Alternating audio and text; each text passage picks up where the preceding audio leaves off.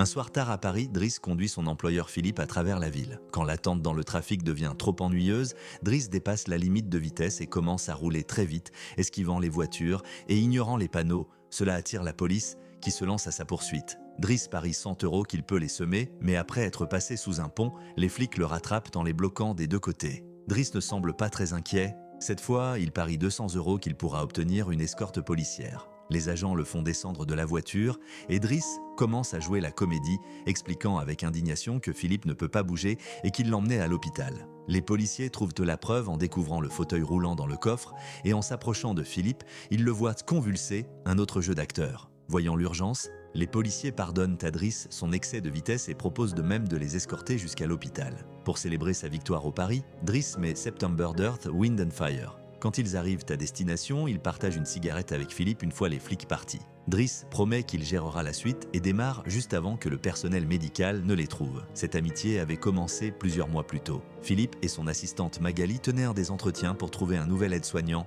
mais ça ne se passait pas très bien. Tous les candidats avaient des réponses banales ou maladroites. Soudain, Driss débarque, ignorant que ce n'est pas encore son tour, car il veut seulement faire signer des papiers attestant qu'il ne sera pas embauché afin de toucher les allocations chômage. Il est franc, un peu insolent, drague même Magali, mais Philippe le trouve amusant et lui demande de revenir le lendemain chercher ses papiers signés. Driss rentre chez lui dans un quartier modeste et tente de prendre un bain, mais ses petits frères et sœurs ne cessent de l'embêter. Il ne s'en sort que grâce à sa sœur Mina, plus âgée et responsable.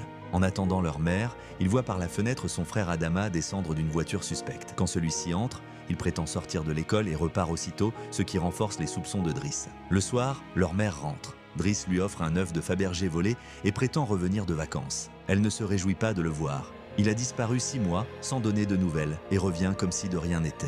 Épuisée de ses mensonges et avec d'autres enfants à élever, elle le met dehors. Driss passe la nuit à fumer et grignoter avec ses amis du quartier.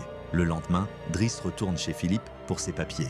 La gouvernante, Yvonne, l'accueille et lui fait visiter la maison, expliquant la routine de Philippe. Elle lui montre aussi la chambre qu'il occuperait avec salle de bain privée. Driss ne peut s'empêcher de fixer la baignoire avant d'être conduit auprès de Philippe, qui lui offre non seulement la feuille signée, mais aussi une proposition d'emploi. Driss accepte 1 mois d'essai et Philippe parie qu'il ne tiendra pas 2 semaines. On lui apprend à stimuler les jambes de Philippe, le mettre en fauteuil, l'aider à se laver et à s'habiller. Il rechigne à enfiler des bas médicaux ou à nettoyer Philippe après les toilettes, mais finit par accepter. Un soir, il croise la fille de Philippe, Elisa, et son copain Bastien, venus chercher un endroit pour flirter.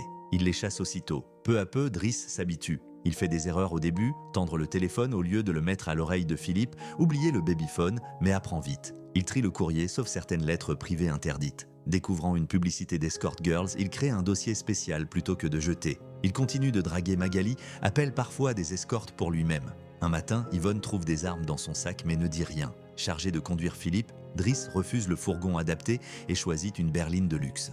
Philippe, d'abord sceptique, prend goût à la vitesse. Quand une voiture bloque l'entrée, Driss arrache l'homme par le col et l'oblige à bouger. Philippe est impressionné, Yvonne réprobatrice. Ils vont au musée. Philippe veut acheter une toile abstraite rouge que Driss juge ridicule. Plus tard, un proche de Philippe exprime ses inquiétudes sur Driss à cause de son casier judiciaire. Philippe s'en moque, il apprécie que Driss ne le plaigne pas.